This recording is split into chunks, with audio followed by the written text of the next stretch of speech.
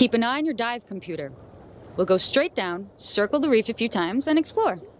It's about 100 feet below, so we'll set the dive time for 30 minutes.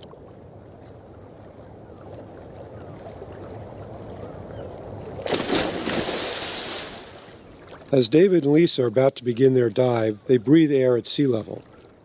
This means barometric pressure is 760 millimeters of mercury.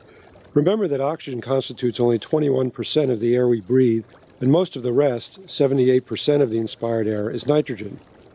The partial pressures of the inspired gases are in proportion to these percentages. Knowing that, we can calculate that the partial pressure of inspired oxygen, shown as PO2, is 160 millimeters of mercury, and the partial pressure of inspired nitrogen, PN2, is 593.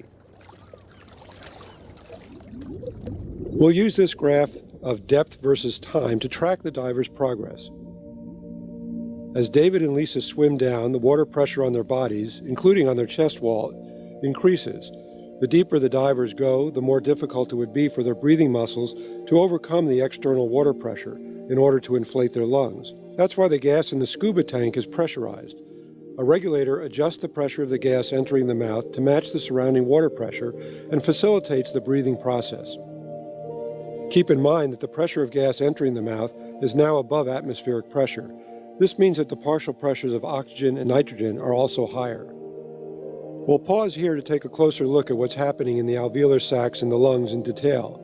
In a healthy individual, oxygen and nitrogen diffuse easily into the blood. As a result, an equilibrium is quickly reached between these gases in the alveolus and in the blood.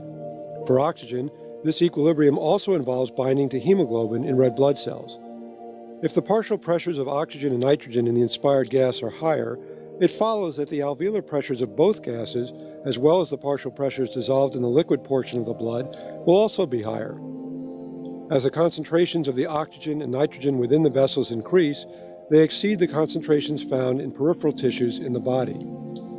Oxygen and nitrogen cross the vessel walls and enter the tissues, moving down their concentration gradients.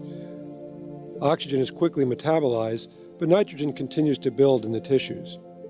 Let's get back to our dive. David and Lisa swim down deeper.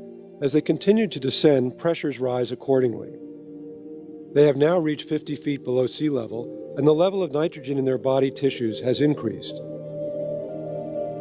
As David and Lisa reach their maximum planned depth of 100 feet, the amount of nitrogen in their tissues continues to build.